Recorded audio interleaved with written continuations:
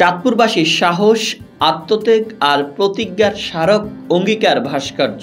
চাঁদপুর শহরের প্রাণকেন্দ্র হাসান আলী প্রাথমিক বিদ্যালয়ের পাশে নীরব লেকের জলে প্রতিফলিত হচ্ছে এই সাহসী স্মৃতি। অঙ্গীকার ভাস্কর্যটি নির্মিত হয়েছিল 1989 সালে।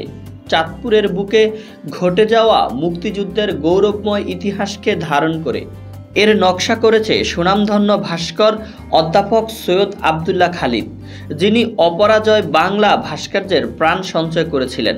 চাঁদপুরের তৎকালীন জেলা প্রশাসক এম.এ. শামসুল আলমের অনুপ্রেরণায় এটি নির্মিত হয় এবং উদ্বোধন করেন হুসাইন মোহাম্মদ এরশাদ। অঙ্গীকার শুধু ইট পাথরের ভাস্কর্য নয়, এটি একটি জীবন্ত ইতিহাস, একটি জাতির আত্মত্যাগের প্রতিচ্ছবি।